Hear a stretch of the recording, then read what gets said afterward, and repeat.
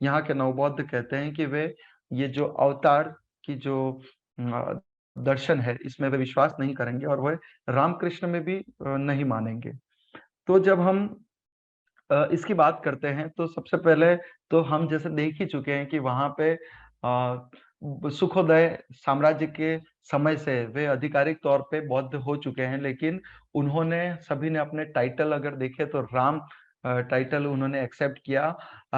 उस समय से लेके अभी तक, आज के समय तक वे अपने आप को राम ही बताने में गौरवान्वित अनुभव करते हैं। किसी ने भी ऐसा नहीं कहा कि हम अपने आप को राम नहीं बताएंगे।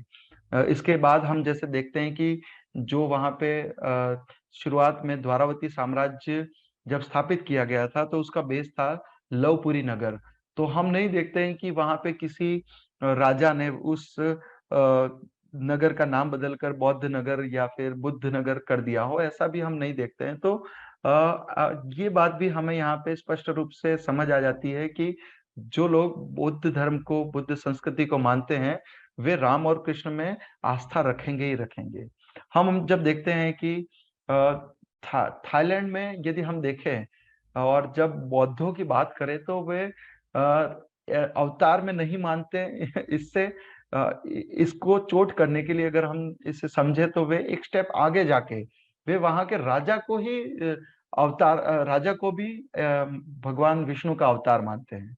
तो यहाँ के नवबौद्ध हम देखें तो किस प्रकार से अवतार में नहीं मान रहे, ये समझ नहीं आता। यहाँ पे जितने भी थाईलैंड के जो चक्रीय वंश के जो राजा हो गए उनके नाम साइड में आते हैं, लेकिन उन सभी को राम प्रथम, द्वितीय, तृतीय और ये परंपरा आज तक चली आ रही है, जो राम दशम आज थाईलैंड के आधिकारिक राजा हैं।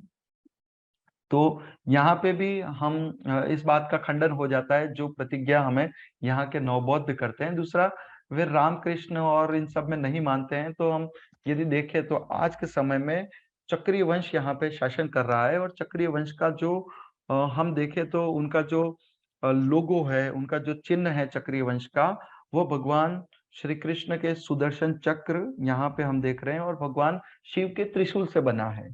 तो ये जो भारत के नवबौद्ध बार-बार बात करते हैं कि हम शिव में नहीं मानेंगे, हम राम में नहीं मानेंगे, हम कृष्ण में नहीं मानेंगे, तो इनको अगर हमें यदि जवाब देना है तो उनको थाईलैंड एक बार हमें ले जाना चाहिए कि आप देखिए वहाँ का इतिहास क्या है।